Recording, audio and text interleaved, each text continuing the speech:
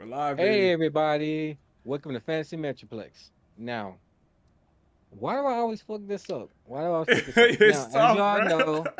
know, as y'all know, I'm your host Q. He's your host Lou. And let's get this first episode of Fantasy Metro Lounge started, man. So, let's start off, Lou. How you been doing today? Uh, How was your morning? I'm feeling good. Like I like how we doing this on Saturday morning because it's like Saturday. We were just talking about Saturday morning cartoons, and that's kind of like Mm. the vibe. Like I feel like virtually I'm sitting on the couch with Q and we just chopping it up.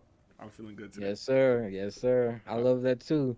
I love that too. I love Saturdays, man. Hey, that next broadcast we gonna be on, bro. That shit's gonna be a banger with yeah. Saturday. Hopefully we can get Yeah, that you like guys. I, pristine, I, bro.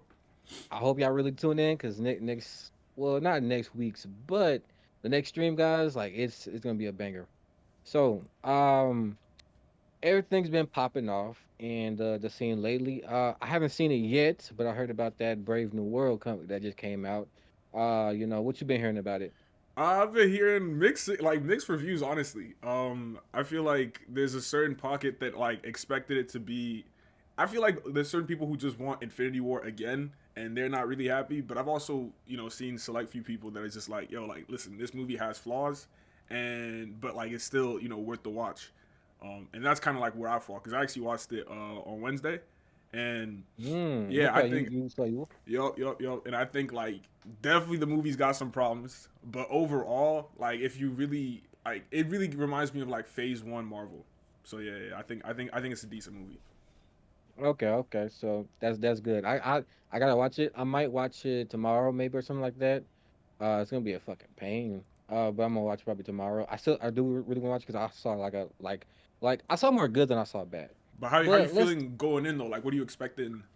Like going into it? I'm what I'm expecting. I'm expecting stuff like first off, I feel like I'm gonna get some good action. I haven't seen that much, but I feel like I'm gonna get some good action. And from what I heard, I'm not a stickler for like extreme story nowadays when it comes to Marvel movies. So I feel like I'm gonna have a good time. Like I had a good time with the Craven movie, and people shit on the Craven movie, man. Whoa, yeah, that's So deep. Like I did not think you were gonna say that. yeah, man. I'm pretty excited for it, I'm just pretty excited. But Cool, like cool. not to cut it too short, uh, Brave New World is not the only thing popping off in the scene. Now, right now, we got Invincible season 3 popping off. Yup. So let's get into that, man. So now, before we get entirely into it, first off, I know we briefly touched on it in the pilot, but I really want to talk about and get deep into discussion about Invincible. So my first question is like, how did you find out about Invincible and like when did you start watching it? Like season one. Yeah. How did I find out about Invincible? I remember that trailer. There was a trailer that dropped, right? And then it was Okay. like animated superhero stuff, and everybody was like cool. And I think there was one frame in the trailer where like Mark was getting his shit busted up, bro. Like it was like really bloody, really gory, and then everybody was just like, whoa, like what's going on with this show or whatever. That's when I started seeing Invincible popping up actually, like that first trailer that dropped on Prime Video. Just because like I'm a pretty big superhero guy, so like there was not really a world where a trailer like that would drop and I wouldn't hear about it. And then I think pretty much the moment it dropped, I was kind of watching. I was watching. I don't know if they were doing weekly episodes because I don't know if I was watching season one like week by week. But it wasn't too long until the season like concluded that I was already on Invincible like and like had watched it. Okay. How did you so you said it was like week to week. How did you feel watching it like episode by episode? How was that watch experience? It was like, you watched the first episode and the second and you seen 3 and 4. Like how did you feel about it? That's a good question because I feel like I'm caught between two minds because I feel like Netflix spoiled us, bro. Netflix made us feel as though those batch drops where you get to just binge something straight up, like that's so like, bro. I love that feeling, but I do see how it kind of kills like the lifespan of the show. It kind of kills it. You know what I mean? Because everybody watches it. Some people, bro, there's some people who are gonna watch it day one that it drops, and then you have a conversation about it like online for 2 or so weeks, and then it kind of disappears. But I remember Attack on Titan, for example, when that was coming out week by week. it's like an excitement. Like everyone knows it's Attack on Titan Sunday. You know what I mean? Like people are going to log on, watch, and then right then and there you have that conversation, and people talk about what they want to see in the next episodes. So like, what do you like the batch episode drops, or do you prefer like week by week? Oh, that's a good question. I feel like it just depends on the series. I feel like it first off, is the series long or is it short? That's the first thing. Second is like the type of series it is, you know. Like for instance, Dragon Ball. Dragon Ball, Daima or Z, whatever, whichever one. Right? It's not something you can just sit down and watch in one sitting. But I say something like Castlevania, that's something that like, you just get in a batch, and it really just depends on like the type of series. Which one do I prefer more?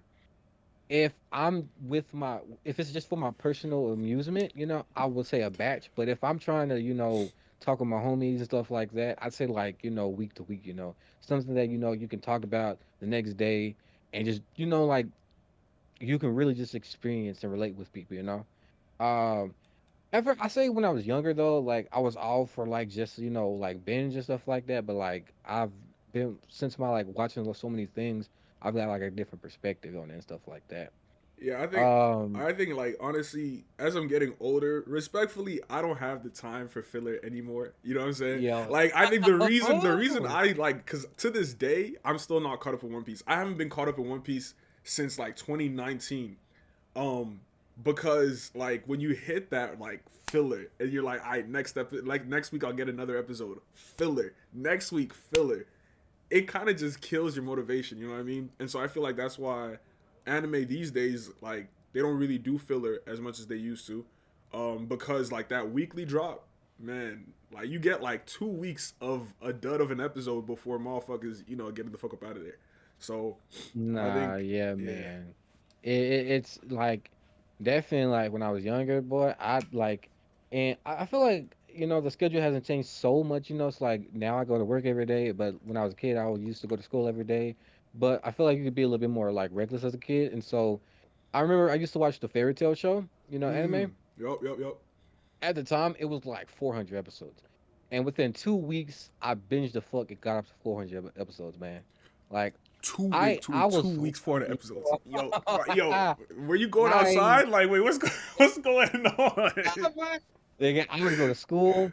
Then like when it's like, well, I wouldn't say like I like didn't talk to my friends, but like when I had a little free time, like if I was in like algebra, something like the algebra class, something like that, and I had like a little free time, I'd take 30 minutes to watch a fairy tale, and I get fucking home and like Crazy. do chores, get that shit. Like I would like squeeze that bitch in there. It was so bad that one day I couldn't like I had a whole dream about fairy tale, bro, and I was like, yo, what the fuck? So yeah, man. But now though, no, I can't. Like unless I really like something and it's less than maybe it's only like about 30 episodes, maybe I can't in 20 minutes. Not like them fucking 45, Hell whatever. yeah. Not that shit. But like it's like gotta be like 30 episodes max, and I really, really, really gotta like it. But and if it's not that, I can't do it that much. You know what's wild though? Like, I feel like I had the opposite experience where, nowadays, because I don't have that much time, I find myself, watching like in between, like on my way to something if I'm not driving, or like while I'm Mm. cooking or whatever. Because back in the day, hey, I mean, I had all the time in the world, so I'd only watch anime when I get to like sit down, like I get to like pay attention to every frame that I'm seeing, so that I know the knowledge later. But now that I'm a tax-paying citizen, you know what I mean? I got bills and shit. Yeah, Um, taxpaying citizen. I feel like now is like whenever I can, even if I gotta do like multitask, I'm like, let me just, you know what I mean? Like, let me just get like a little bit of episodes in or whatever. Mm. Okay, okay. So still on topic of Invincible, when the first season of Invincible ended, how did you feel? And what was your thoughts about the series? The first season of Invincible, that was, I mean, everybody always talks about episode one, the end when Yes. Omni Man goes crazy. I think that caught everybody by surprise. Um, and I remember feeling like it was a little shallow. You know what I mean? Like I felt like, um, because I didn't necessarily care for Mark and his arc during that first season. It was really just about Omni Man. Like, what's Omni Man up to? Anytime he's on screen, rather, I'm like, whoa, like, is he about to kill somebody else? Like, what's going on with all of that. Man. So like really, the first Invincible, all that I can remember from it, like, or at least anything that pops out of my mind is Omni Man with the Golden Globes, and then the Think Mark meme. You know what I mean? Like those are like I think that's like what put Invincible on a map really. And there wasn't really much to grasp in terms of that. But like I don't know, how do you feel about the first season? Is it like does it even rank one of the highest in terms of 1, 2, and 3 so far? No. Well, how I feel about Invincible. He ain't even It stutter. it wasn't bad. It wasn't bad. It wasn't bad. It's just like 2 and 3 just has more shit for it. Right now, I would say my ranking, at least for right now, with the newest episode 5 out, which I haven't watched right now, it's 2, 3, and 1. It may be 3, 2, and 1, but like for right now it's 2, 3, and 1. But how I feel about seasons 1 and how it ended, I like you said, like it was really a lot about Omni Man, and it's like, hey, and I think touched on, I talked about a little bit last, stream in the pilot. I didn't really care for all this like Mark's high school thing, stuff like that, going to school or talking to Amber, or this little petty drama stuff. I didn't really care for that. You know what I'm So I saying? really, yeah, yeah. So I really was drawn to Omni Man, and so yes, like I was mainly like, yo, when's Omni Man coming up? When he gonna kill For real. somebody? When he gonna lock somebody head off, man? Like Yo, I was really, really excited about that stuff. And the ending of season 1, um, I didn't it like I was moved by the unmanned character, but that's about it. It was very epic with fighting. I loved both the aspects of the family drama and family fighting, and just like two beings just fucking up Earth, bro. dead ass. Like yo, like these they said in the show, these two titans just fighting and just fucking shit up. Yo, It was really, really epic. But besides that, it was something that, it was a closed book for me, like it's like, oh yeah, that was done. It wasn't until, I got spoiled a little bit about things, with like people releasing like knowledge about the comics since it was popping, and I knew that there was a season 2 coming. It wasn't until that I was like, okay, now I'm a little bit more excited, to what's to come. But to be honest, if it wasn't for that stuff, I probably would have just like kind of forgot about it. Not that it was bad, it's just it didn't really offer nothing that much until season 2 and 3. That's when we yo, started that's when it popping off. started picking up for you. But have you read the comics, or like how did you find out I about no. Invincible? Like, were you like already on it, or No, like I was just scrolling through YouTube, and because of I was like, watching it, and it was popping at the time. People just releasing videos about it. And I saw like a few clips, stuff like that. I haven't read it. I just like, again, like I just got spoiled on a little bit, few things. But like just like it's like kind of major things, but like not really. It's like I'd have to see how you got there. Like I that's know a few things. bro? On a side note about spoilers, like obviously I do care about spoilers some of the time, but I feel like a lot of the time the spoiler itself, I don't necessarily care, but I want to know like, oh, so like, how does that character eventually die, or how do they eventually fall out? Like, what actually happens isn't as important to me as like how it happens. Do you see what I'm saying? Yeah, Yeah, yeah. And that's what I mean. That's what I mean. Like, like I saw some things, but it's like I gotta see how the fuck this happened, because yup, there's a yup. lot of things. So yeah. So next thing is like, who's your favorite character? And like who in all seasons 1 through 3. Like who's your favorite character? Shit. Okay, okay, okay. I'm gonna take the scenic route when I'm answering this. Mm. Obviously, season one, favorite character's got to be Omni Man, right? Like, there's Mm-hmm. just no two ways about it. Season two is gotta be Anissa, and she didn't even have that much screen time. Oh my But god. Anissa is, I'm telling you, like she's dead ass my favorite villain right now. Um, we haven't seen her at all so far, which I'm kind of pissed about, but like that's fine. But season two was Anissa's show. Everybody else was a side character to me. Like the way she pulled up, like that scene where she like goes through the monster and then she stops so abruptly that the blood just like, yo, listen, listen. I don't know how animators do that, but like I feel like some of them could just come up with the coolest shit to like just depict like power, speed, agility. So it's gotta be Anissa for season two. And so far, season three, who would I say my favorite character is? I think I'm finally coming around to Mark. I think like not the because I think he's like honestly turning into a crash dummy right now. But um I think seeing it unfold and seeing him mature and realize how a person like him can become his father is really dope. Just because he kind of was a kid before, but I think he's kind of seeing how like the world isn't that clear cut all the time. Um, but I think one of my personal favorite characters throughout the whole show, like all three seasons. What's the name of Buddy that's blue and he's always tripping about who's the clone? Like they always roam in twos. Oh, the Maulers? Yeah, bro, they are funny as Maulers. fuck to me. I don't know what it is, but like I actually really like their dynamic, bro. That's actually interesting. I That's love the interesting. Maulers. Yeah. Okay, okay. It's interesting you brought that up, because like they fucking great, but like I just wouldn't think you was gonna say that, So I think I took the scenic route too. Omni Man, of course, was season one. Mm-hmm. Season two was, I would say it was. I started coming around to Mark, so I say it was Mark. Things were happening with Mark.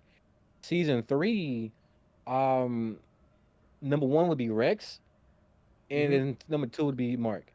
So I the way feel wait. the way I this feel like is, you're whoring somebody in here. I think there's one more person you should have named if it's season is someone three. woman else? You, Season three? I thought for sure you would have Hold said on. Cecil. Cecil? Ah, he's a cool dude, but not really. I'll let you finish then. I'll let you finish. Okay, this is how everything goes. So the only person in season one that was actually interesting was, Iron Man. Season two, Mark started going on this like he really, because of what happened in season one, he had to have a change, and so he was Yeah. starting to change. Season three, we're starting to see more change, and it's really, really good. Now the reason why Rex is my favorite because he's a very interesting guy. Like he's comic relief. Not Mm-hmm. only is he comic relief, but like why he's not like a fucking Viltrumite or fucking immortal, like he is a pretty capable superhero, and like he's a pretty well-rounded character. It was just that he was an ass, and so like I understood in season one what they was doing with his character, so I was like, I'm like, I guess I'm just not going to really you know give a fuck about that character because he's just a joke character. But like season two came along, and I was like, oh, he's not a joke character. I can Yup. actually take this character seriously. Yup. And so then, like, he's funny, he's charismatic, he's capable. Again, he's probably not fucking a Vegemite, but he's capable. He's like Krillin, It's like he's not a fucking Saiyan, but like, he's still Yeah, strong enough to like he can whoop make niggas' shit happen. ass. He can make shit happen. Yeah, yeah. So that's why he's good. And we already know about Mark. Now, you said Cecil? I think it's because like our off-camera talk about Cecil Yo, versus Mark. Like, that's the one. okay, so I like that you said that because that is one of the things, and I guess we can talk about it now. But wait, actually, As before we get there, I actually wanted to ask you something. what's up? Cause how you said about Rex, he's like comedic relief that we could end up taking more seriously, and I think that's Hmm. like one of the best ways I think to approach comedic characters. Because I'd say Usopp, for example, for One Piece, is always Hmm. jokes, or at least I've never really seen like a more serious facet to him for real, and I feel like that kind of gets in the way of me like connecting with the character.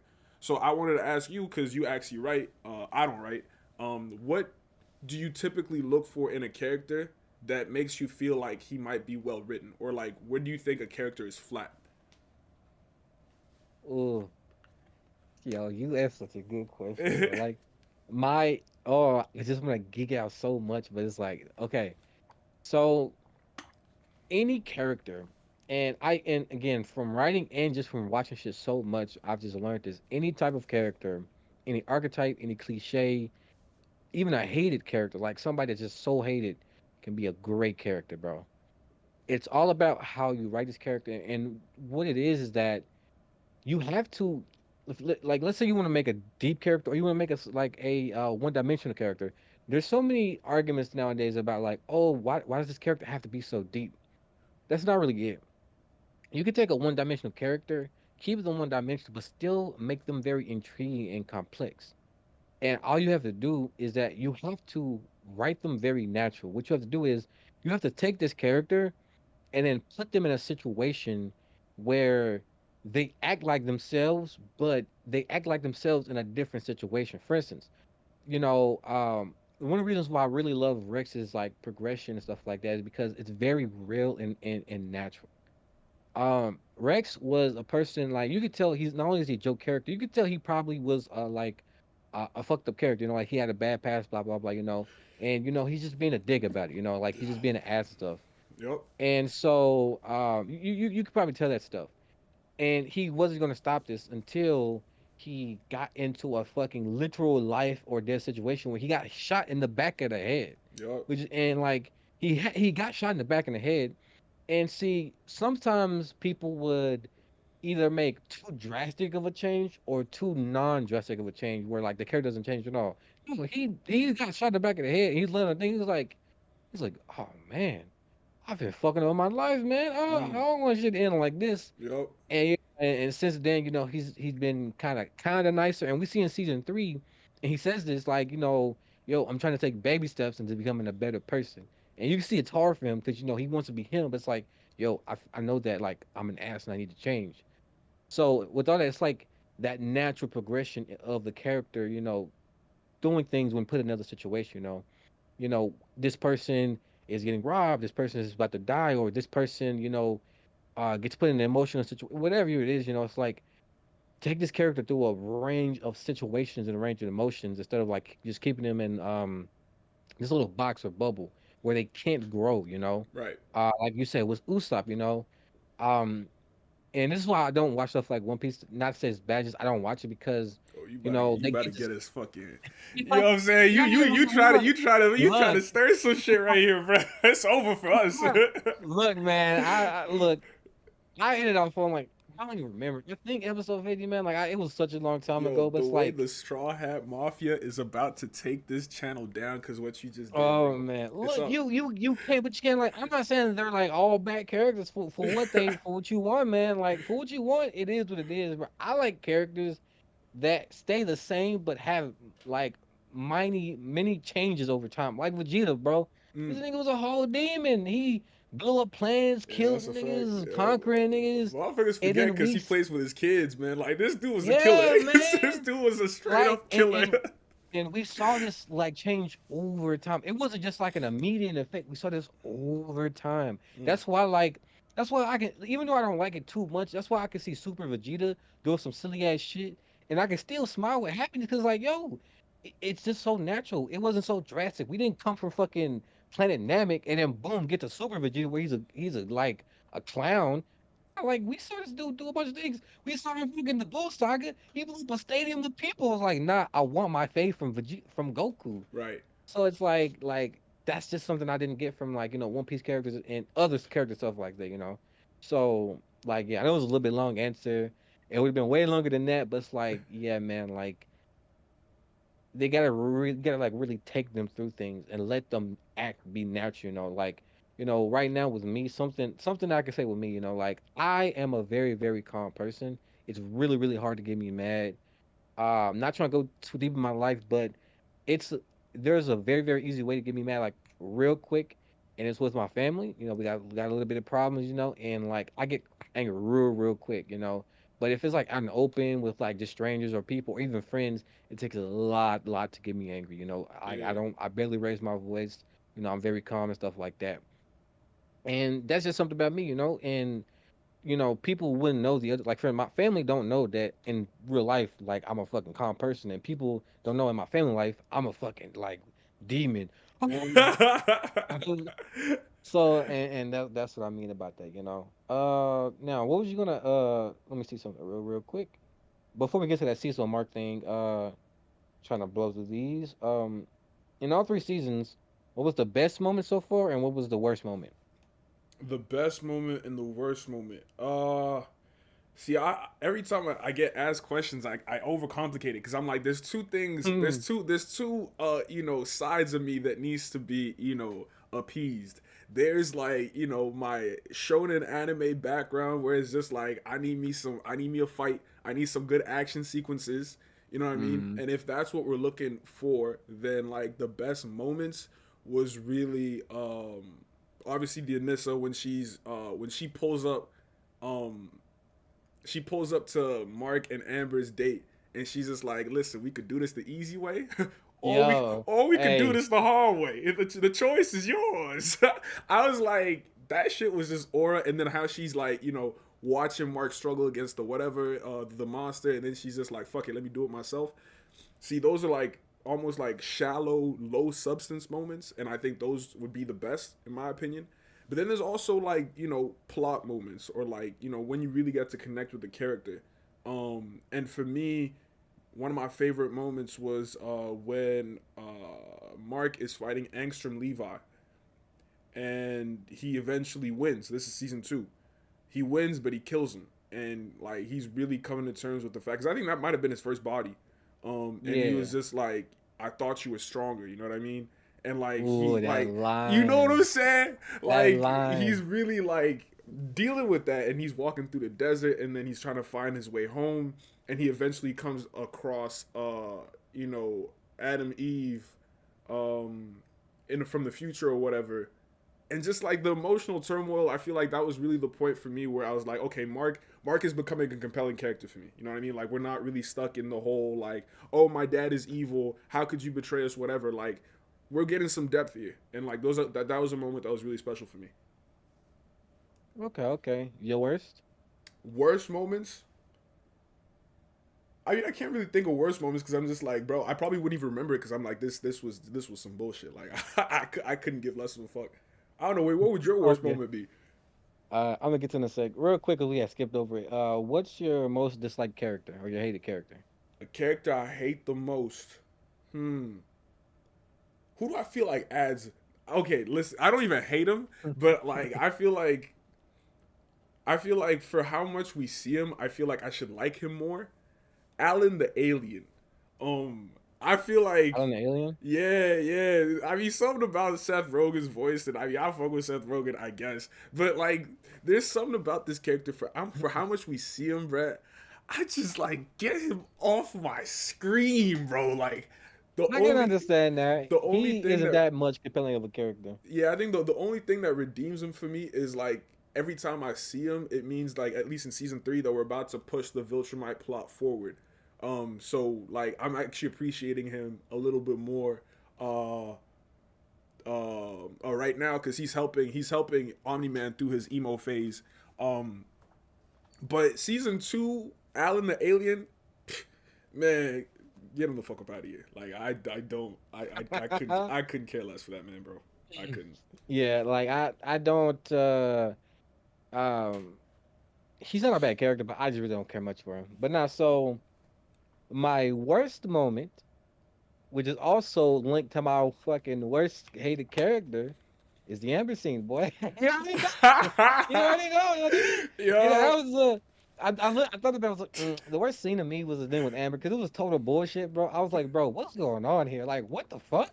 Like, first off, I wasn't really fucking with you. I was really fucking with Eve. Like, that's who I wanted my nigga to bang, my nigga. Like, no offense. I'm like, yo, go with Eve, bro. Like, she is the baddie, not like, look, I love my black queen. She I fine. was Like, gonna hey, say this is the Amber's second time fine. you got us canceled Amber's today, fine. bro.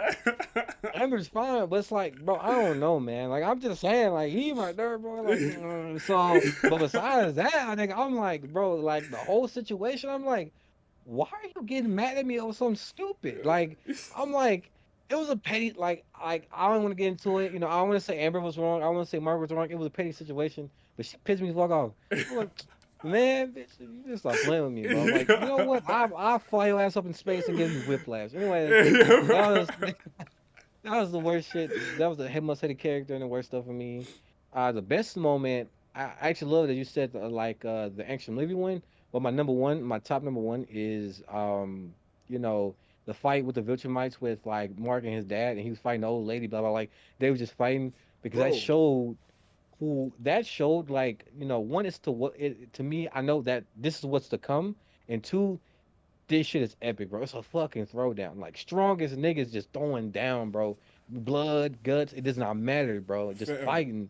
I think what's And crazy about it too is like Viltrumites. Like I don't know how they turn their hands into blades, but I seen a motherfucker in Invincible like slice somebody's belly open with like a hand swipe. I yeah, was like, nah, hold on, bro. it was How crazy, bro. how are Niggas y'all just ching. doing I'm this? like, but nah, yeah, that was my best. Second, no lie, has to be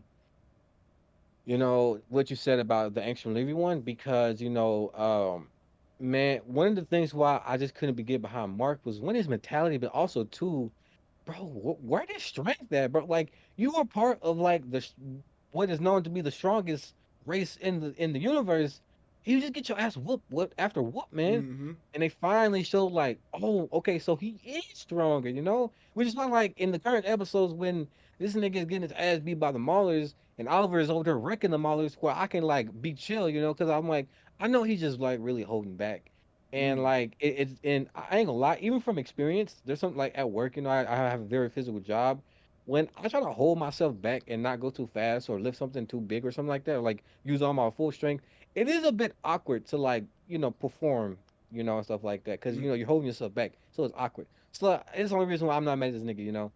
But like yeah, the actually one's like, I thought you were stronger. And I'm like, oh, okay. Yo, yo, Okay, Mark. yo, no, bro. Season three, Mark though, he ain't pulling no punches, bro. He, Bro, yo, he said y'all have pushed me to the motherfucking edge, bro. Where did Lil Uzi and Vert? we about to get that to it in just a second too.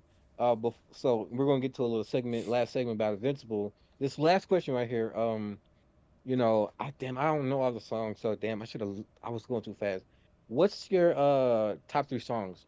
From all of seasons of Invincible? Because Shoot. they've been laying out some tracks a little bit, my boy. I don't think I remember the songs for real like that. I do the one that first Mm. comes to mind though, is the one I think was at the start of season two, where Mark is flying around and like just saving people, like just doing like very mundane, Oh, like yeah. I know what you song you're talking about. I think I had put it on my playlist. It was actually good too. Yeah, I think Uh, maybe the reason I like that one the most is because I think it like the marriage between what Mark is doing is very well conveyed with the song. Like it's kind of like melancholic, kind of mundane, like slow day, like just going through the routine. And so I think that's why that scene just like is memorable to me. I think they did a really good job, like conveying what they meant, or like mirroring what's happening on screen with like the song that we're hearing. But I should find out what song that is. But anyway, what you think? mine. We can look it up real quick. I'll maybe look up mine. So mine's are one is gonna be Immortal, which is Paradise from season one. Mm, The second is damn If You Want Me, which was like Alan's song. yeah. And I think this is in season three, which was Feel It maybe, or was that second season two? It was so two of them was like love songs with Mark, and the one is the Alan song with like If You Want Me. Mm. When Al they introduced Alan in his world and stuff like that, and did the whole thing with Seth Rogen. Those be my top three songs. We check it out real quick. See what these would call it. Invincible soundtrack. Yeah, I just had to ask it, cause they've been fucking like really laying down some things. Yeah, no, I think I think that's actually something I tend to under appreciate. Um, I think movie buffs call it the score, like a movie that is scored well. Yeah, yeah. Um, I think it's like a thankless job. You know what I mean? Like people can tell when like, oh no, you guys pick terrible music. Like Aquaman, that scene where they're like in Rome or Italy or some shit, and they're playing me some like random song by like I don't know who the fuck. That was terrible. But a lot of times movies with a really good Are you soundtrack, talking about? You talking about Aquaman, right? yeah. And you talking about with the redhead, and Yeah, they yeah, walked up they're on the like in beach. Italy and like they're playing me like Yeah, I some know what you're Pitbull talking song. I was like, what the about. fuck, Yeah, yeah. I ain't like, I like the song, but it was so random. It was like bro? it was random as shit. But when like a movie Uh, does a good job with it, like I feel like it doesn't get appreciated enough. the song you're talking about is Karma Police. Karma Police. It's Karma Police. In the beginning, I remember I was listening to that too. He was it was just like after the Angstrom Levy thing. Yeah, and the one I was talking about in season one was Paradise. And then where is it at? Where is that baby at? I am yesterday. No, I covered nothing. Oh, Philip was in the second season. Okay, okay. And what was let me see. Oh, When You Want Me by Spielberg. So okay, okay, baby, okay. Now, so guys, I'm gonna probably put I'm gonna probably put timestamps, but these are like kind of like the last two things about Invincible. We're gonna go to the next. Hopefully we're making good time. Can you see what we on right now? Where we at? I can't see from because it's a stream. I don't know the. Okay, Oh, okay, actually no, okay. 34:46. We're at 34 minutes. 34:46. Yeah. Okay, okay. It's not too bad, not too bad. Okay, so right now I want to talk about some highlights from season three. Um, so of course I want to talk about Mark's confession and to Amber, not Amber, Eve and their relationship.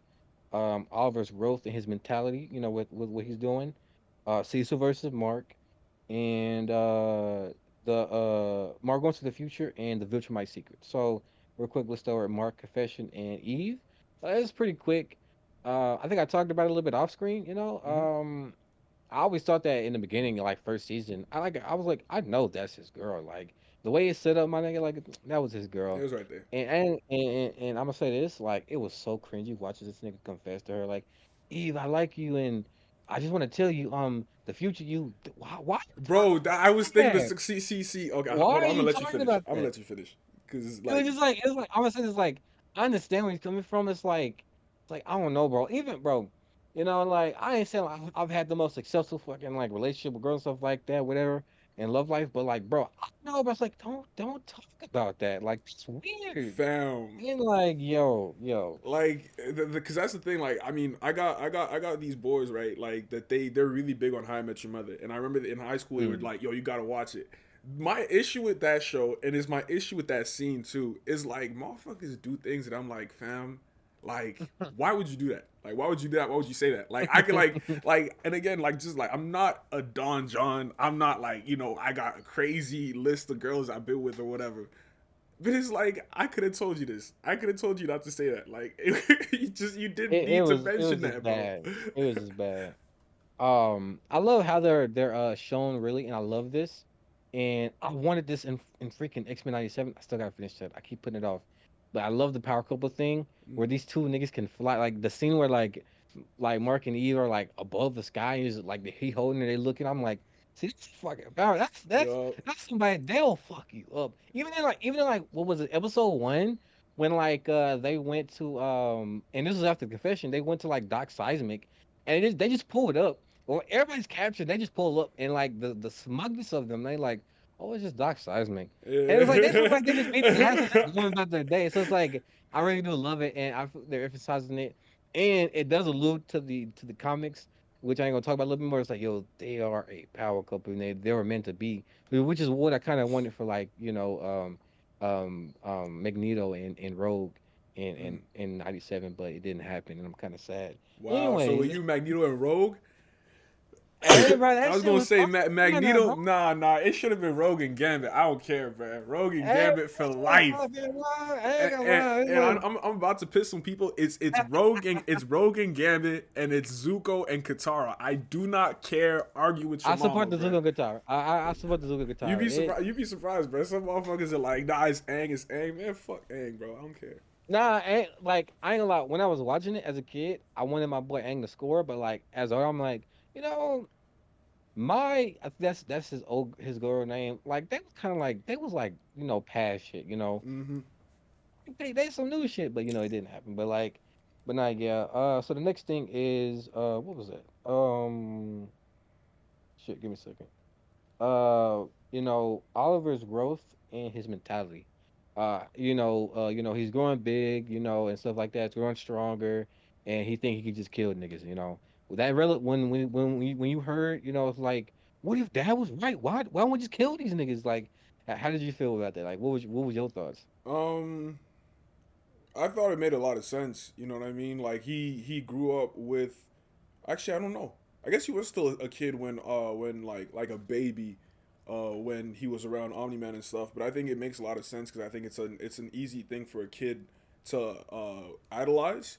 And so I tend to not like kid characters because I feel like they're just annoying. But this one actually felt like believable, and this is how a kid would act, especially in those circumstances. You know what I mean? And what I'm especially worried about is because Oliver ages faster. What happens when he's a fully grown Viltrumite on this killing spree, and Mark is still like in his adolescent body? Like what happens then? You know what I mean? Like this shit's about to turn really quick. Yeah. My whole thing about the situation, I like that you said that was he still a baby? I don't remember exactly how them bug people like work. Maybe he still retains that information of when he was. I mean, even though he was a baby, because I know that's something that even here it's something that happens. It's not normal. It's not like comedy, but it happens where like people remember shit like from the womb or when they was a baby. They somehow remember shit. So maybe that species remember that because they have a short lifespan. But even besides that, it does make sense because here's the thing, and it's really interesting, and I want to talk about it more another time. But it's normal that he'd feel that way, because he's not normal, and this is something I'm realizing. I don't know if people caught this. Debbie is being neglectful of Oliver and Mark. Now that's not meaning that she is abusing them or she doesn't love them or something like that. It's just she keeps neglecting their nature, which is on one hand, the way she's trying to do things, it would be like right, but at the same time, it's like it's kind of bad that you're doing that. She keeps neglecting Oliver's nature of not only being just a Viltrumite, but just not a fucking human at all. At least Mark is part human. Oliver's not human at all, and she keeps like I remember like he was flying in the house, and it was like, hey, don't fly in the house, and painting his skin, telling him like just not to be him. Keeps she keeps like saying over and over, I just want him to have a normal life. I just want him to be a normal kid. And it's like, but he's not a normal Yeah, kid, like normal to like who? Like a normal you human like life? yeah, like it's like I understand how you feel. It's like she basically wants him to not have a normal life, and what that means is she wants him to like live a happy life the way she knows how. Yeah. It's like your way of living is not this kid's way of living. And and they've been talking about a lot of times these kids are normal. These kids are gonna outlive her. They're gonna be like 500, 600 years old, Mm. and she's not even living past like 80. And like they're super strong. They can survive out in space. So it's like all of this stuff. It's like she keeps putting that on him, and I feel like that's gonna be the downfall. Like if he does, like he might like try to break away and do his own thing and do kill and shit, blah blah blah. And that's one of the reasons why I feel like it's fucked up because like she keeps neglecting that nature of him and not letting him really be himself. Mm. Um, but yeah, like him killing the Maulers. I was sad about because they're the Maulers, man. You They're the noticed? Yo, Maulers. I love the Like, Maulers, bro. I love them. bro, like, was there not any other like superpowered villain that you can You get know them what to I'm kill? saying? Like Dr. Seismic, y'all can have Dr. Seismic, man. Like do something with Seismic, that. like somebody, bro. Like, I damn, hope like I do hope he had like a loose clone somewhere as a oh contingency, yeah, yeah, bro. like I have love the have some Maulers too like much to let him go, man. have some little cell or something like that if in the case of y'all die, y'all had a track that Yo, boom, it makes that cell grow or something. I don't know. yeah. Like you can't kill off the Maulers, bro. Man, I swear, like I'm honestly after we done, I'm watching Molly's compilation because I loved in season two. When I forget what happened, but one of them gets disfigured, like half of his body, and then the end of the episode, it's a Molly that comes up, and he's about to say that, oh, I've done it, I finally made, and then like the one that's disfigured comes up and he's just like, not this time, because he knows that he's not the Mm, clone. mm-mm. Like that shit was so funny, bro. I love It the was, Mollies. bro. I They love them. fucking they're fucking beautiful, bro. Now we can get to Mark versus Cecil. Now you said, now to abbreviate a little bit so we don't spend too much time on it. For the viewers, my take was that I side with Cecil. Did you side with Mark? I was on Mark's side. I was on Mark's side. Okay, so like I side with Cecil guys, and he sides with Mark.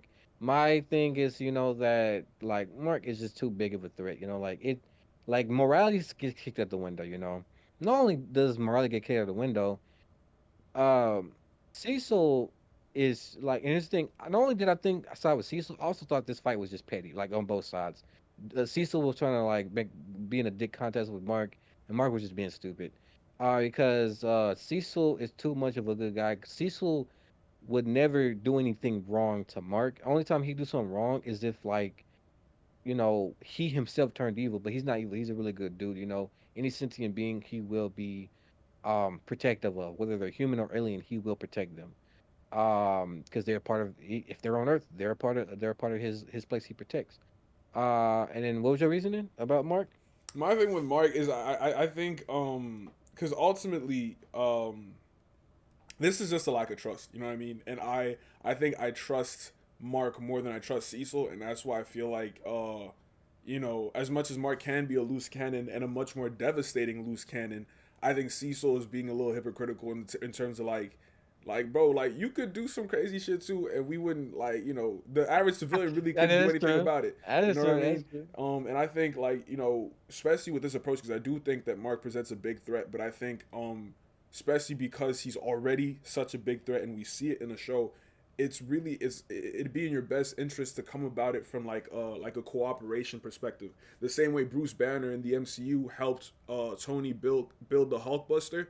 Um, I think Cecil could have been like, listen, Mark, like I understand what you're saying, but even just because of the Viltrumite thing, like it would be helpful if we test it on you and find out how do we actually beat these Viltrumites. I think that would have been the best approach. But going like antagonizing a motherfucker, spying on him when he hasn't really consented to it is just the worst way to go about it, given like the motherfucker you're dealing with. That's my thing. Um, all two valid points. I would even think to myself that like if Cecil went evil, Mark and nobody else would stop that nigga because of his contingencies. Um, my final thing, because I've been listening to a lot of people talking stuff like that. My biggest thing is that and this is why I side with Cecil. And again, because I think the whole thing is petty. I feel like both sides, like Mark just been a dummy, Absolutely. and like Mark's a child, bro. nigga can't even tell where the fucking Declaration of Independence need to be in Washington and not in New York. So like Yo, he just been stupid. And then again, Cecil just been a dick. Um, but the biggest thing that I say, why I side with Cecil, because here's the thing, is that, you know, when Mark came at Cecil, he had the behavior of he was giving an ultimatum. right. And here's the thing, Mark would never harm Cecil or anybody on Earth, never. But here's the thing, Mark would definitely fuck up those Reanimen, which was the whole reason for the fucking fight in the first place. Mm, And here's the thing, if Mark came to Cecil and Cecil was like, "Look, I'm sorry about everything happened, blah blah blah," and would they come to like a conclusion, which maybe Mark is pissed off and he just storms off, blah blah blah, or would Mark be like, "Nah, I want those reanimate right now. I want them destroyed right now."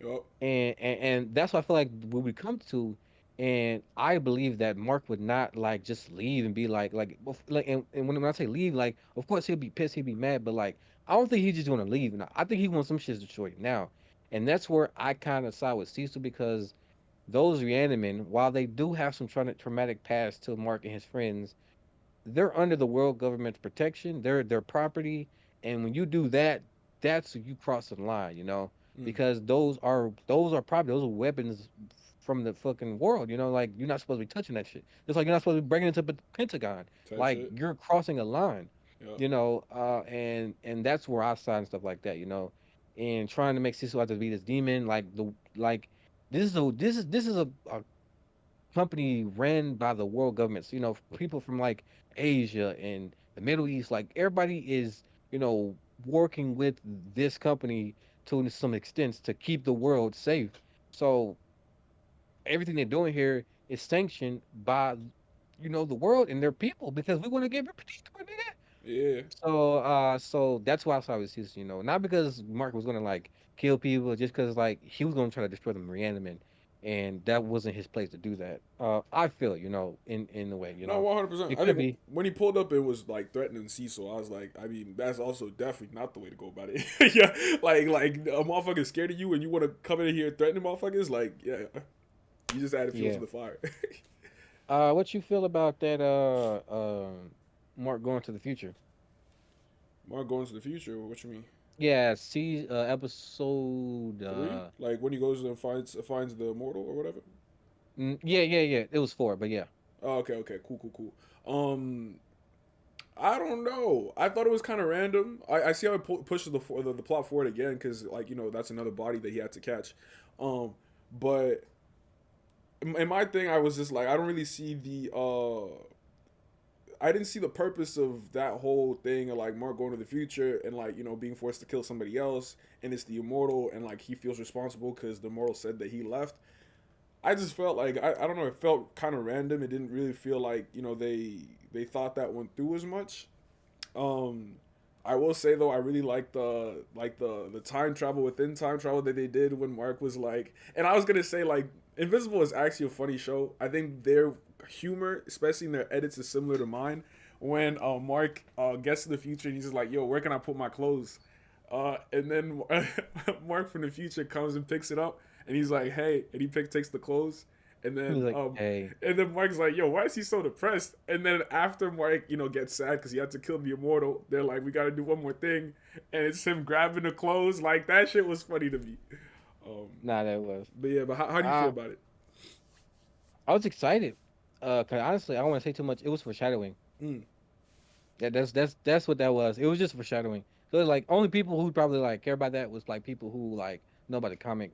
It was like I was like I ain't gonna lie. Like I watch reactions. I was so fucking stoked to see my reactors look at that. I was like, "Oh my god." And I mean, they picked on like for instance, there was a line where Immortal said, "Immortal, are you okay? You look thin. You look weak." And I was like, "Is somebody gonna pick up on it?" Because you don't notice, but like Mark gets big as shit in the comics.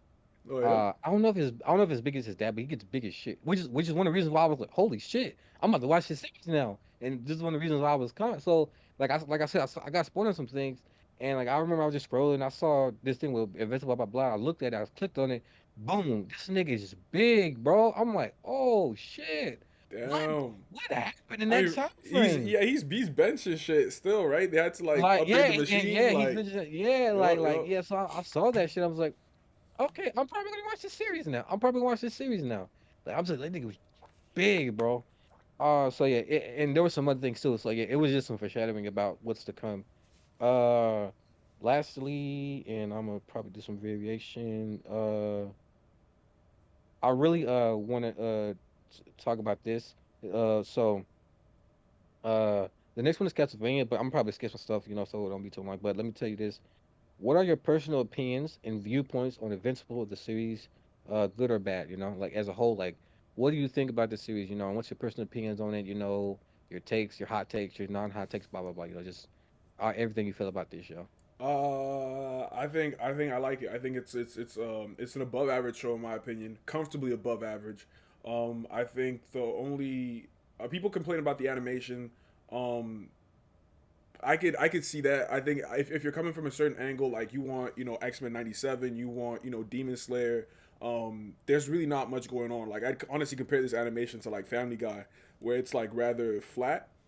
I don't really have that issue.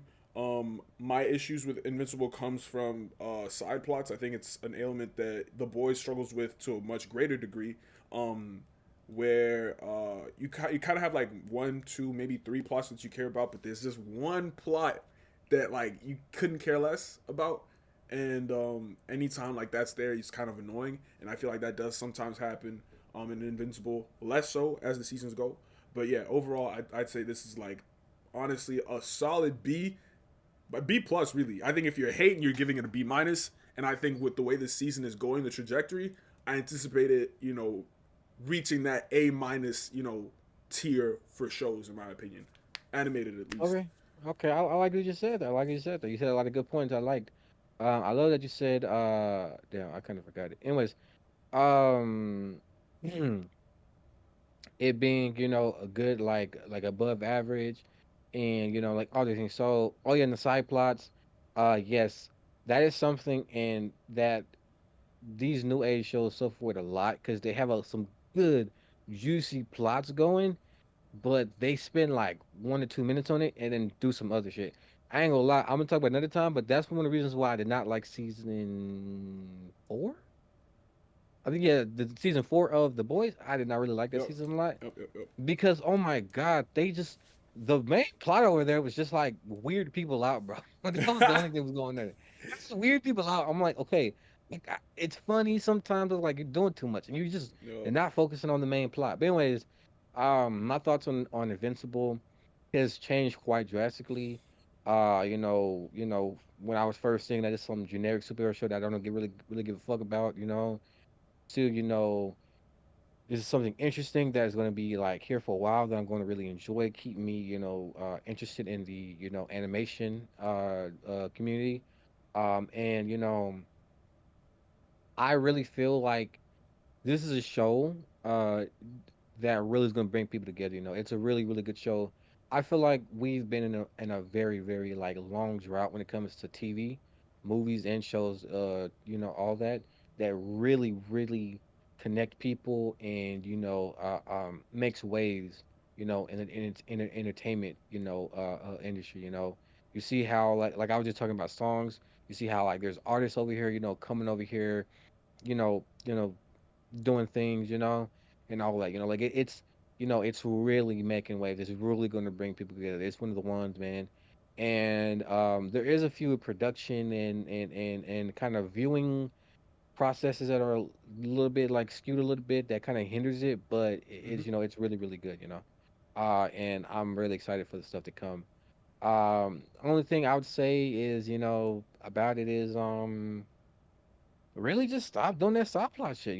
It really just like hinders it. And also, another thing is, I don't know how to fix this, and this is me being picky as a viewer, but somehow to like really like make it a little bit longer and easier to view, if that makes sense. For instance, like last season, season three, the first thing was they chopped it up in two parts. It's like, damn, nigga, why'd you chop it in two I still parts? don't even know And why they did that. Actually, yeah, I'm curious to know. yeah, yeah, and we had to wait a while to get back on it, and then only that, but there's this thing of like, you know, um, where we get like 10 or 12 episodes, 30, 40 minutes, and then boom, we're done for like 2 fucking years, Bro, um, listen, and like I understand, and it's a tricky, tricky situation, but all I'm gonna say is, as a viewer, bro, it's just fuck, man, I just can get a little bit better. bro, Stranger Things, like 5 seasons. We haven't even gotten a fifth season.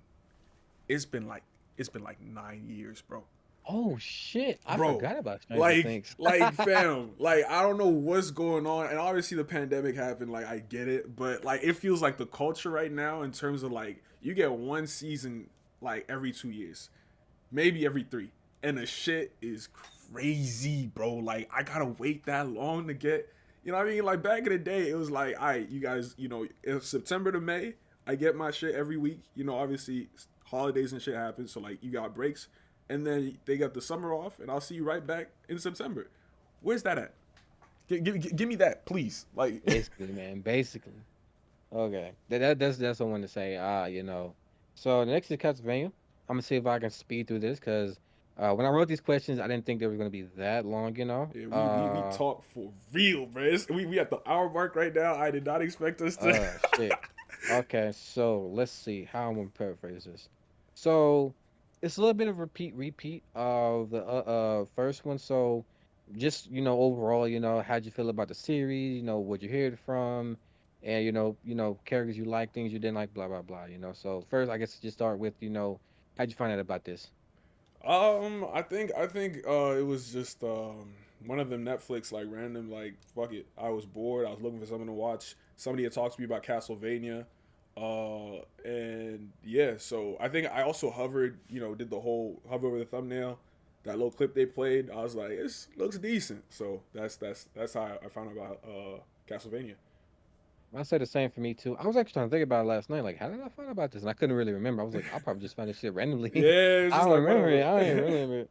Yep. How did you feel about seasons 1 through 3? Oh, seasons 1 through 4. Um, I'm not gonna lie, like this last season is leaving a sour taste in my mouth. Were you Unfortunately. talking about Nocturne, or you talking about like Oh, we talking before about? Oh, we Noct? talking straight Castlevania Well, right now? before Nocturne. Before Oh, Nocturne. okay, okay. Yeah. Before Nocturne. Yeah, no, no, strong, strong. I think there were some times where I was like, it's kind of like a lull, in the sense of like dead zones almost in the plot where I was like, I don't really know what we're doing or why we're doing it, and it didn't really captivate me. But I think the highs are pretty high, and they are able to stretch them out for a decent amount of time. So I probably give it like a tier below Invincible, maybe like a B. I think a B is fair. Okay. Okay. Favorite characters and most hated characters. Favorite characters? I'm pretty basic. I'd say Dracula is my favorite character in the first series of Castlevania. Um, I think I've always been interested in seeing humanity being assessed from like an outsider's perspective, and I think that that's kind of like a perspective that Dracula presents, and that's always interesting to me. What about you? Okay, okay. Dracula. Yeah, I guess. To be honest, it was really just Dracula. Yo, yo. He stole the show. I'd say if I was trying to go basic, people like Saint Germain and Isaac were like my best characters that I like to look Isaac at. was a good one. Isaac was a Yeah, good one. man. Like Isaac and Saint Germain. Isaac was on the deep shit. Plus, like I love him because he's like, he just, bro, leave me alone, bro. Like, I ain't fucking with you. I ain't fucking with you. Why are you fucking with me? Yeah, yeah, yeah. So yeah, and then Saint Germain, I really love that, that old and wise, mysterious wizard type character, so that's why I like them. Yep. I did like Trevor too, but Trevor's just basic, he just hits shit. But yeah, worst character I didn't like, I couldn't say, because to be honest, they don't really have bad characters. Yeah. I would probably say like it would be Hector, if I remember his name, in like maybe like season 3 or something like that.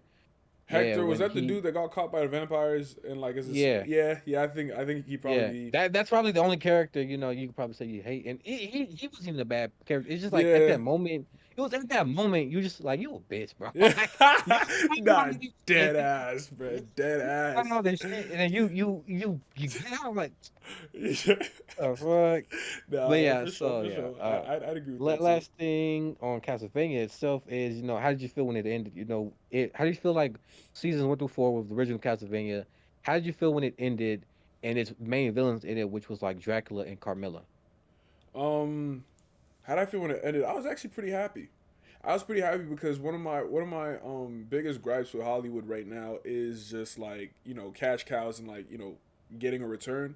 And I felt like where it ended, it was like yeah, these three characters I forget their names, Trevor, Alucard, and what's Shorty's name?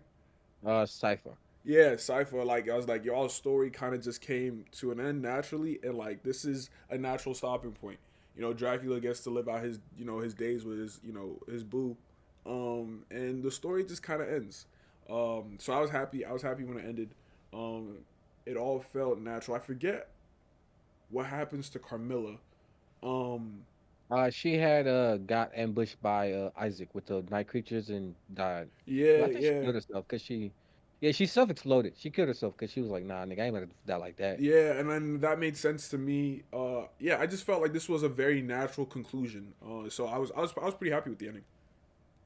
I like you said that because I think I touched on that in the last pilot episode. Is that Castlevania has really like during it, it's a little like wishy-washy, but at the end they have really good conclusive endings, Hmm. which something I have not seen so consistently. And when I say it's consistently like really good when it ends, and I have not seen that in a lot of shows. Like a lot of shows they maybe miss it or it's kind of falls flat, and it's been very consistent. How I felt, is really good. When I originally thought Dracula died, I was like, yeah, fuck this shit. I want him to come back. And when he came back with his shirt, I was like, oh, that's good. And then Carmilla, the whole thing with Carmilla, I didn't really like Carmilla like that, I began to start growing, a little connection with Carmilla. And when she died, I felt a little bit pity. I always feel a little bit of like relatability with characters with ambition. Hmm. Dracula, Carmilla, any other characters. Like when the characters have ambition and they, come to the end but they don't want it to end because they got that passion and ambition. I kind of feel sad because me as a person with ambition who wants to keep going, and it come to an end, so like I kind of feel that. Hmm. So yeah, but overall, really good. How everything started out. I think that my nigga Hector didn't get the girl, because she said, "No, I'm gonna just kill myself." Yeah, I was like, bro. Hector "Damn, Hector was like you, down 50 points, bro, at the end of that show. yo." Like, I was getting the booted in, bro. But anyways, bro. yeah. Now, Nocturne, like, you know, season 1 through 2, like, how you feeling about it? Season one left me some to be left a lot to be desired for me. But I was like, it's season one. They're setting it up, and I think she think like for laying the groundworks for a show, it's actually decent. You know what I mean? Like it doesn't hit like fire from all cylinders or whatever, but it's enough of a foundation that you could build off of and actually have like a decent show. So yeah, I think season one was good. You know, passable. I was happy with it. Unfortunately, I mean, I don't even know if we can still make references to him, but it all fell down. You know what I mean? Mhm. So yeah, the next season, I just couldn't get into it. To this day, I still haven't finished it. I don't know if I ever will, but I'm on like episode 6, 6 and 7, and I want to say the last 2 episodes that I watched was more so like background noise. Like I was editing a video, and it was just happened to be on. Uh, I I don't know. I failed to connect with the characters. That made it hard for me, uh, with some exceptions. But yeah, I'm gonna leave it at that for now. I'm gonna let you go. I like what you said. Like I'm gonna say this is that it has potential, but it missed. Mm, It missed. You know, I don't know where to start. There were just so many things like, yeah, why did you do that? Like, or like, why is this going on? I like to say you was hard to connect with characters. There is oh my God, I want to talk about that. I'm gonna see how I can fit it in. But okay, so there's the couple Orlocks and whatever the fucking night nigga name is, yup, yup, and yup. there's this romance going on, and it's like I can't really connect with this romance because it's so out of left field and there's other shit going on here, and I can't really pay attention to that. But you keep bringing me from this, and I guess connected with this, like Yup. the plot line with what's her name, with Elizabeth and the goddess, them connecting and them doing this, Right. and then Drolta shit from the past, like this shit is it's like it's going, but Mm-hmm. then you rip me out of that, and then you throw me into this thing with like Aurochs and this night dude. And it's so brief and so monotone that it's like you can't really connect with this. And Yup. it's not just Aurochs and this romance here. It's like a lot of story beats. Like I know like it's a little bit good, but I feel like we did better with, Maria and her mom, that whole situation. Mm-hmm. Like the situation is fucked, but it's like I can't really connect with the situation all the way, because like you're not giving me enough time to really connect with these characters and it's so all over the place. Yup. So just all in all, is that like there was like it's not like I wouldn't say it was like, oh, they tried to like scrunch things up. It's just you were trying to do too many things and you put too much importance on things that weren't really that important. Yeah. And it's just it was amalgam it was a bit of amalgamation. But in the end, somehow they made it all fit, I guess. And I'm a little bit excited for the next season that I'm pretty sure they're gonna make.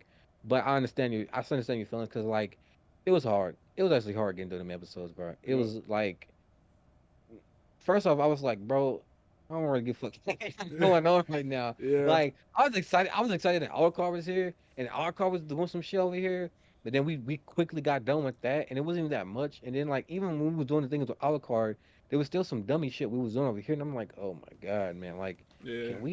can we do something that has some grip, like or something like that? But Yup. yeah, so I definitely understand, and I do think it missed. It had a good setup for season one, but it just missed. Yeah. That was Um, really unfortunate to be honest. yeah, speed past that. Oh, I would say best things out of that though is I really love the Elizabeth stuff. Well, not Elizabeth, but the goddess thing. I forgot what her name is. Segment. Segment. Uh, segment. Yes, I love the whole segment thing. It was really really fucking cool. Mm-hmm. Love Alucard as always. He did, it's probably a little bit of spoiler, but he did something really sorry about that. I think family's doing something in the back. No worries. He replicated his dad. He did his dad's ability where he threw the fucking flaming meteor. I was fucking Mm. lit, bro. Yup. Cause Yup. like I ain't gonna Yup. lie, he was fighting Drota, and I was kind of mad because I'm like, bro, like why aren't you beating the shit out of Drota? You're the son of Dracula, bro. Yeah, we the son of Yeah, Dracula, bro. and all the world, bro. Death, every fucking monster, hell, everybody knew about this nigga Dracula. He Yup. was that Yup. much of a Yup. problem.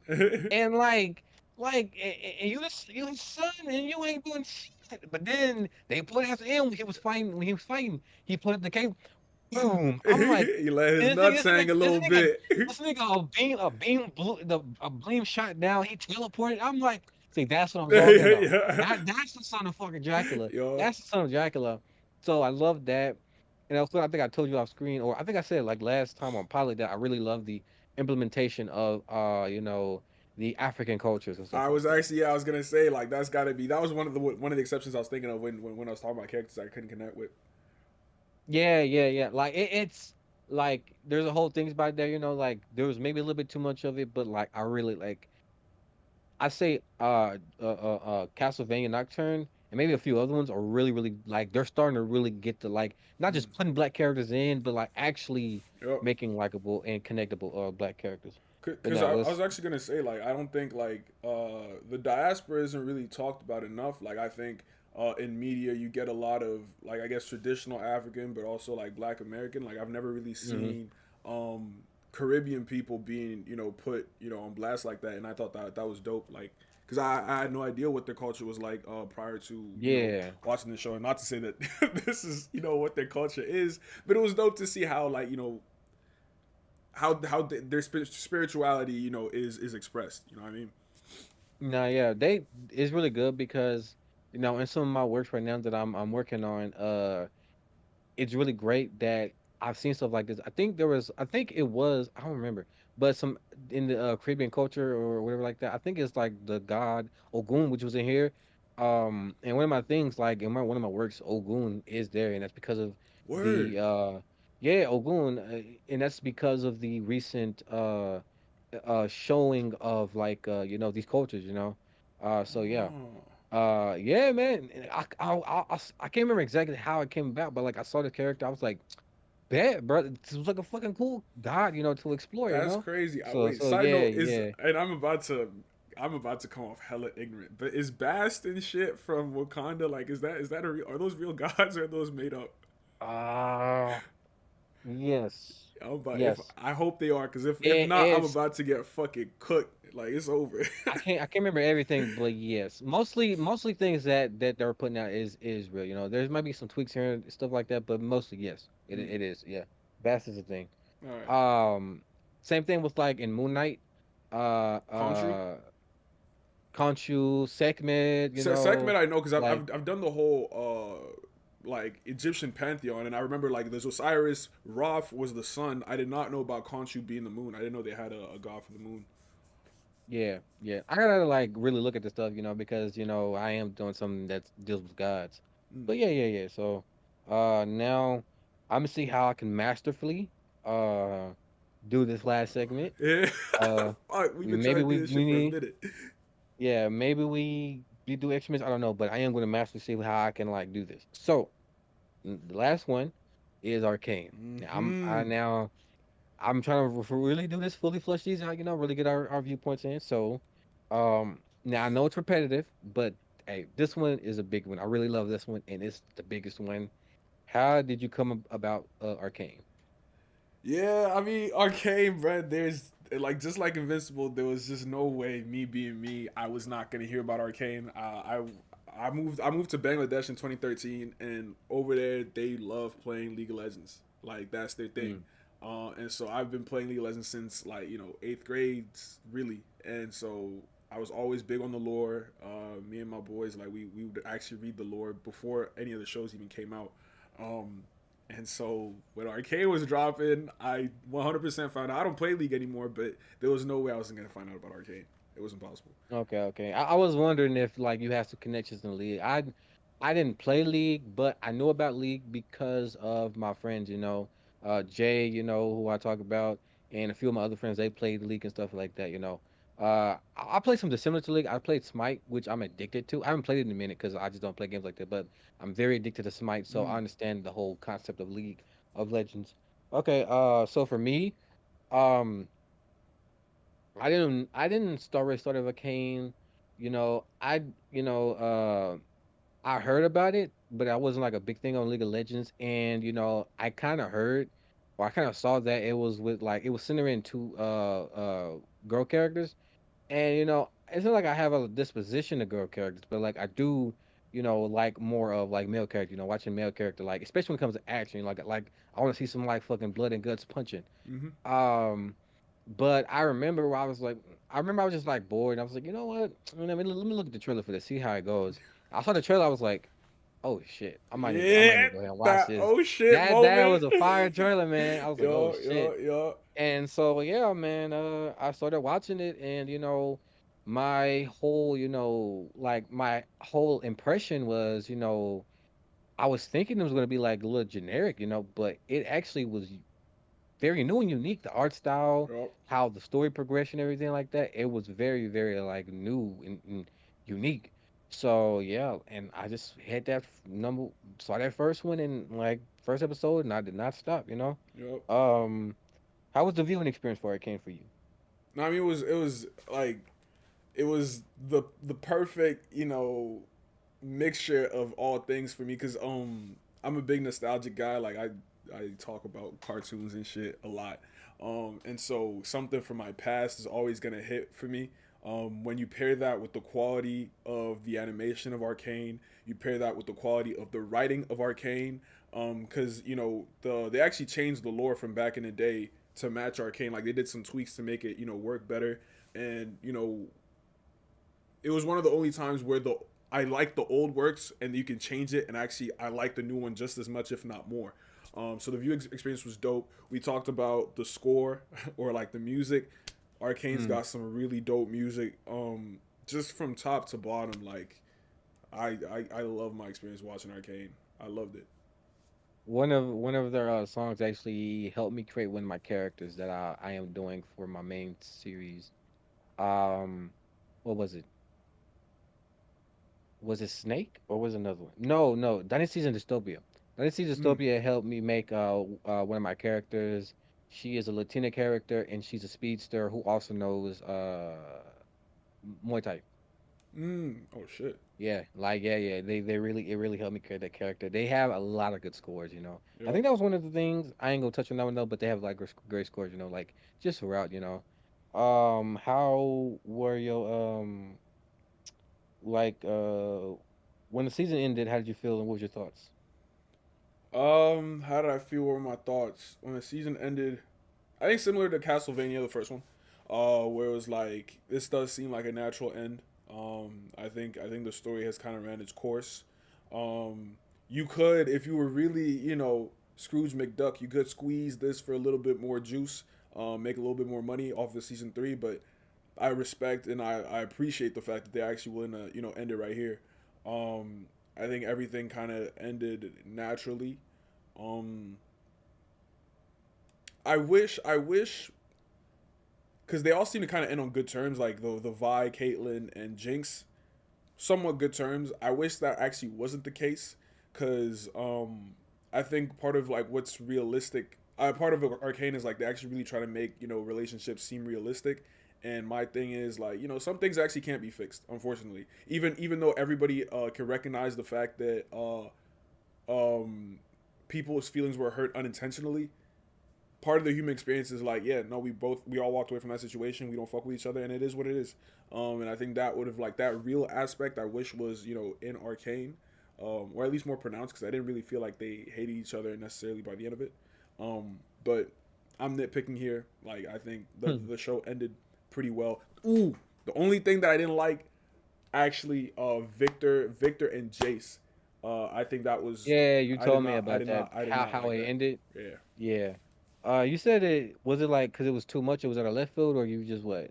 It was too convoluted, it was too confusing, and maybe I'm just a prisoner to what I know, but I thought like Victor being turned into some like cybernetic god was unexpected, because he always, at least back in the day, he always did turn into a cyborg, but it was because he believed that that marriage between human beings and the hex core or whatever was just the next evolution of human beings, and they almost teased at it. I remember when he was giving some kind of speech, like some monologue, where it was just like, yeah, human beings are just limited in that way. I thought they were gonna turn him into like the old Victor or whatever, but then they went into this like multiverse, wormhole, like temporal loop thing that was just really confusing.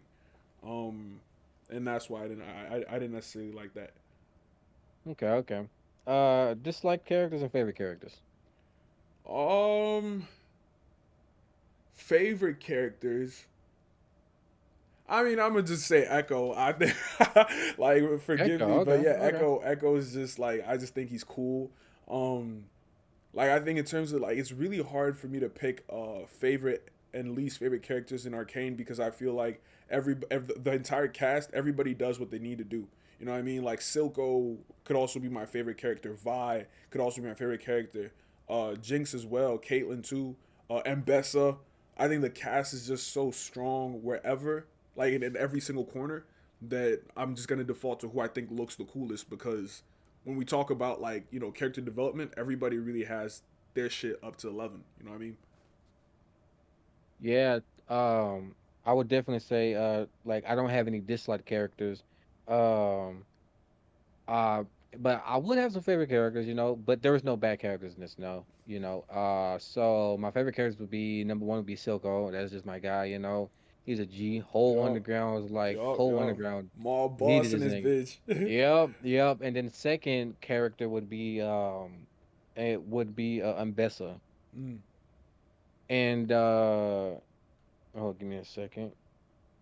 Give me a quick second. Yup, yup, yup. What's the wrong thing?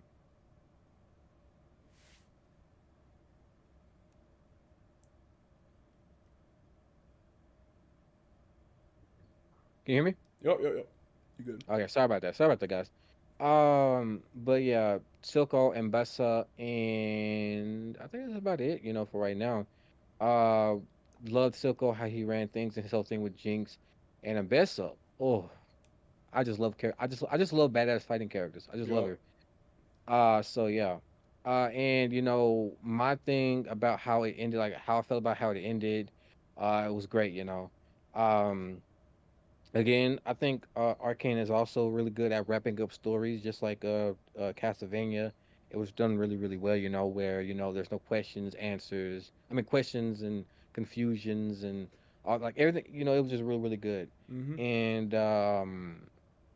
I loved everything. It was a little bumpy up to episode 7 for me, but everything had a purpose. Uh, Last two things. What are your feelings, thoughts, and anticipations for the new upcoming works of the League of Legends? Like everything that's nobody come out. I think I forgot the name of it, but the new series that's about to come out. What was it called? Fuck, I forgot.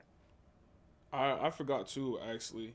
Um, But it but was just generally just like how everything that's about to come. yeah, no, I mean, I think Riot Games is doing like a really good pivot. Because I could tell that a lot of game studios are trying to make more than just games. But Riot Studios specifically, like they just want to make more than just MOBAs. They're also coming out with a fighting game. I think that's great. And a new series. I don't know what it's called, and I don't really know what it's about. But I did see the new the animation where we see Darius fighting Trundle. Those are like the ice dude with the and then the dude with the axe. So I'm curious to know where it's gonna take place, like what story they're trying to tell. But I think regardless, I trust. Noxus. Yeah, oh, is it gonna be focused on Nox. Noxus? No, the show. I'm pretty sure it's called Noxus. Oh, okay, bet. Okay, yeah. So then it's most likely about Noxus. So Yeah. yeah, and I think that's a really dope setting. I'm curious to know what moment in time, because in the League of Legends timeline there's so many different ages that you could be talking about. But I think, yeah, Noxus is going to be really dope. I'm really excited, and yeah, I just have a lot of faith. I think they haven't let me down yet. So that comes with a lot of grace, so I'm gonna be there day one. Yeah. So kind of a little bit the same, but a little bit deeper. Just like Invincible. What are your personal feelings and thoughts of Arcane and our upcoming works? League of Legend works. Like Noxus and stuff, right? Yeah, yeah, yeah. It was like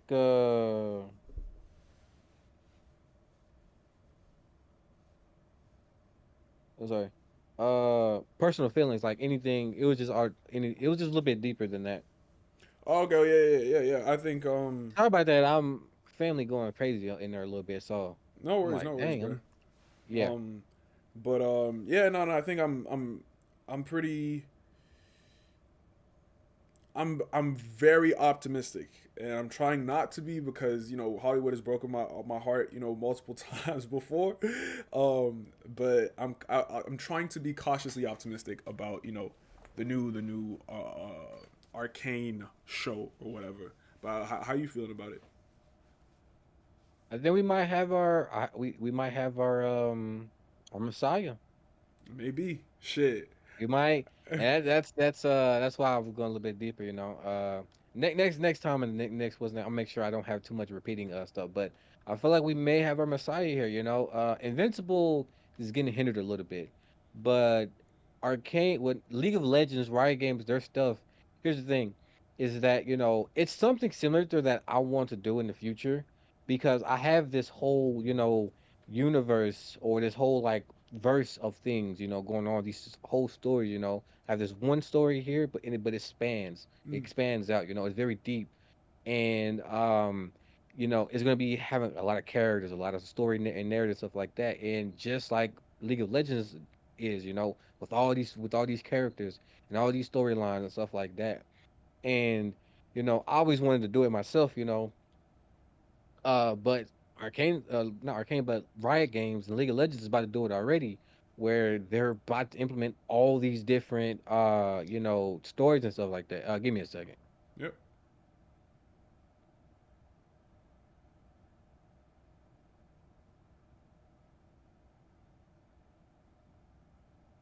You can talk real quick. Yeah, for sure. Um, yeah, I think a lot of the studios, and I think I remember Microsoft and Sony were buying up all these different studios because they were trying to basically turn their IPs, their like video game IPs, into shows, and that's how we got the Fallout show. I forget there was a bunch of other shows. Halo got a show and stuff. And so I don't know why. I'm assuming because they think it's more lucrative. But Sony and Microsoft and all these other game studios are trying to get more, just end up on the big screen and stuff. And I think that like look no further than Riot Games for how to make a successful transition. I'm pissed that Arcane didn't win the best video game adaptation. I Like think did? it didn't. Who The Fallout did? show, got it. So I still gotta Ooh, watch it. I ooh, still gotta ooh, watch it, ooh. but That's a tough one. if we're thinking about back in the day how the Assassin's Creed movie came out and that was garbage, and now you look at today, we got Arcane, Fallout show, and Cyberpunk. I still haven't watched that, but the Cyberpunk show apparently is phenomenal. You Like didn't watch Cyberpunk, I nigga? have nigga, I Oh still haven't my watched Cyberpunk, god! but like it's dope to see how gaming it's come such a long way, and it just feels good to have a win every once in a while. Nah, yeah, it's things that get me into stuff. I haven't played it yet, but I am planning on playing Cyberpunk, and I'm not playing League of Legends because No, like I don't do do not. top down games. I don't do top down games. Plus, I keep hearing stuff about it, but I don't do top down games. But nah, you're really right. And It's The not Witcher. just like with games. Oh yeah, The Witcher. I gotta play that too. But it's not just with games though. But like they're, you know, comics, cartoons, games. There's this thing that people have been wanting to see on the big screen, and people are like, oh, you want this, and really just giving it to and Mm. it's been a great. You said about the um um Fallout show. Um, Now I kind of want to play Fallout, and that was actually way better than I thought. Yup. I thought like I knew Fallout was like a really like great like game people talk about, Mm. but I didn't think it was gonna be good as it was. And because it was good quality and all that stuff like that, they're gonna get a rush of people playing that shit. Ooh, But actually, nah, yeah, hold on, what's because up? I know how motherfuckers move online. I made a mistake. The Witcher it was originally books. It's not. It was not a video game to start. I just need to make that Oh clear my, because motherfuckers are look, gonna get oh, on my everybody get on ass. your ass. The Witcher, listen. The Witcher were books first. The Witcher were book first. The Witcher were book first. Like, please leave me alone, bruh. I actually didn't know that, to be honest. I think I had once. I was looking up like everything, the lore about The Witcher, and that's when I was like, oh, these are books. So yeah, I didn't actually didn't know that. It's really cool, but people mainly know it from like the game. Um, even League of Legends was a book first. Well, I'm fucking with you. yeah, wait. I was like, wait, hold on. Like, I was like, yo, I'm shit. fucking Did I with you. I'm miss fucking with something? you. I was about to But go nah, straight to yeah. Google. Like, hold on, League of Legends was a book. All right, so we have come to the end of all our questions. What time are we at? This broadcast has been about an hour 29 minutes and 27 All seconds. right. Any final conclusions that you want to say, or anything you side note maybe that you wanted to say, but like we were going too fast and you skipped? Oh shit, yeah, no, there was definitely some. Yes, I just wanted to shout out voice acting, especially J.K. Simmons, Ah, Omni Man's voice actor. Like, oh, bro. I don't think he's not like a Mark Hamill type voice actor where he's got so many different voices. I think J.K. Simmons kind of just does his own voice, but just the way he's able to deliver, it's always dope when you see an actor in like one big work, and then you see how like now these people are talented for real. Because I've always seen J.K. Simmons as the guy that played James Jonah Jameson, but then his performance on Whiplash, and then you see him in a booth voice acting crazy. Mark Hamill that I knew from as Luke Skywalker, and then you find out he voices the Joker in a lot of the Batman's different iterations. It's just really dope to see how multi-talented these people can be. Um, and even the Maulers, like the guy that like I tend to lean towards the deeper voices, but the Mauler voice actor, is also really good. And I can't talk about voice acting without shouting out. I forget who she plays. You know the shorty that turns into that like weird like troll looking thing. She's got like, She's famous. huh? I know you're talking about Monster Girl. Yeah, She yeah, yeah. what's her first actor? She voice acts everybody. She does Azula. She does like if you look up her Oh resume, my if you look up her god! resume, like Wait, she's you're the not talking about that's not Tara Strong, right? That's not Tara Strong. I don't know her name, Hold on, but she Monster she Girl. like if anybody has grown up from like 95 to 2010, like she is the Michael Jordan of voice acting. Fuck what you heard. Like just uber talented. Um and yeah, that's really what I wanted to say. You're not talking about Tara Strong, are you? Oh, Grade is Lee. Oh, yeah, okay. Grade D is Eliza? Okay, whatever. Yeah. Okay. I thought you was talking about Tara Strong for a minute because she's also a goat. Yeah. Um, And the oh, she was Alucard voice what's actor. Scooby Doo? Huh? Yeah, she voices bro. Nigga, she does Okay, everything. she's a goat. She's a goat. She I didn't does know about her. everything. I Um, I know she was in. I knew she was a Azula, which I ain't gonna lie. She is one. Ain't gonna lie. Her voice with Azula, ain't gonna lie, made my. I mean, I ain't gonna lie. As a kid, my nigga, I was like Azula. And it was that voice, nigga. I was like, it's that voice. yo, nah, for Um, real. okay. Oh, you brought up. I really love that you brought that up, man. The voice actors, because, I do. I'm gonna try to, with all my ambitions, I'm gonna try to like, do it by myself, because I don't really want to be a part of the works in Hollywood. But I do want to be a voice actor, and I'm working to be that. I feel like I have the voice for it because my voice is very unique and weird, and it can go into like a lot of directions like this, or I can go like There you this, go. like I feel like I can do it. And but also like I've loved TV for a long time, and cartoons and animation especially, and I've started like seeing these voice actor stuff. So like for instance, Terry Strong. I don't know if you know who that is all the way, but Terry Strong is that's why I thought you was talking about her. Terry Strong is like the female voice actress. Oh, word. She is yeah. I think pretty sure she was the original Timmy Turner. Well, not the original, but like she was the second Timmy Turner, but like Mm, after the pilot.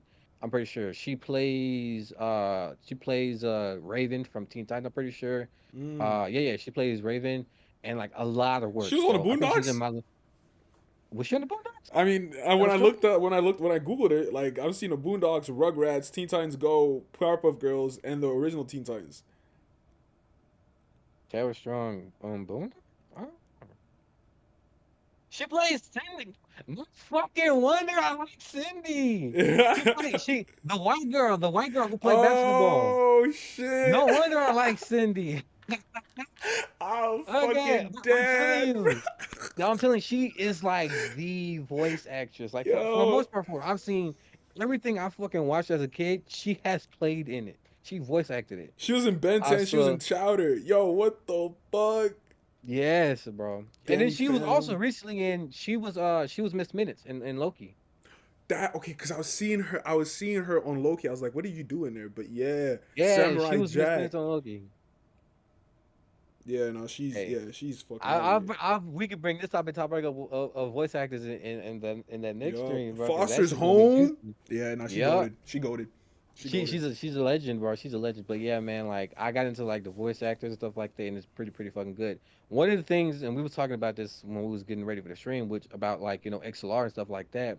I know about all that stuff. I do interface this and that microphones. Is I was trying to make a space for some voice acting things. I had really got to look into it. All the equipment and everything I need to do.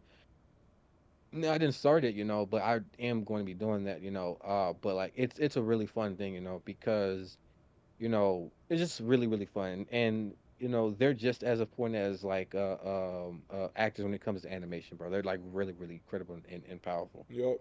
Uh, yeah. Things. Any last words from me? I really wanted to talk about these three shows because these three shows are really good, and I feel like have really made some waves in the animation community. Castlevania is not the most popular, but it's one of those like kind of like hidden gems under the radar that kind of makes waves by Mhm. itself, like underneath. And you also have Invincible and Arcane that are like really pushing things because I don't think X-Men '97 would be what it was today if it was not for Invincible and Arcane. Really?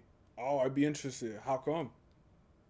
It's because of just all the things that they've done. Like for instance, Um, Invincible was bringing on this is a thing that everybody do, but like bringing on popular artists, making these little songs here and there, Yup. that kind of like get popular, and not only that, bringing in songs from like old times and stuff like that, Mhm. which I kind of saw in a little bit X Men. It's just like it's like Arcane, not X Men, Invincible, and a few other shows. Like they really are kind of you know, turning into something new for the new future of this 2020 era, because to start with like 2019 when stuff started coming out and we started hitting 2020, 2021, I feel like we kind of lost our way a little bit. But Yeah. it's these shows that kind of kept us on our toes. Same thing with the boys, where we lost our way, but we had the boys there, also Stranger Things, to like keep us afloat to see like this is what we need to do because this is what people are gravitating towards. Type shit. While everybody else is like putting out these random ass pieces of work that nobody really give a fuck. Um, that get popular for a second and then just kind of fall off. Mm. So yeah, man. So yeah, that's why I want to really talk about these shows because I feel like these really done it. These are some big ones to me. They kept me here, and I just keep seeing them in the space. But yeah, Yeah, uh, because I'd say like there's so much content because it's a lot like the barriers to entry to making content is like lower and lower, so it's kind of hard to parse through. Like you could watch a lot of bullshit respectfully. Like I don't make the greatest content or whatever, but like there's a lot of things I don't necessarily want to watch, and so like figuring out like what should I watch, what is worth my time, I think is important. And so like yeah, I think it's dope that you pick those three. So like people who potentially haven't watched them or have watched them and just wanted a different perspective on them, they get to hear about it. So yeah. yeah. All right, so there you go, guys, man. Like I wanted to really focus on these shows. I hope y'all really liked it, man. Stay tuned, man, if y'all out there watching, and just you know, I want this to be something really new and interesting and amazing and magical. And with y'all support and with us working hard, we can create that. Like I said, the next stream, we have a really good thing for y'all. And there's gonna be a few weeks before we get to it. In the meantime, I'm gonna upload some things. Hope y'all like that. And that's all we gotta say. I'm your host, oh my god. I'm your host, Q. He's your host, Lou. Yo, And peace out.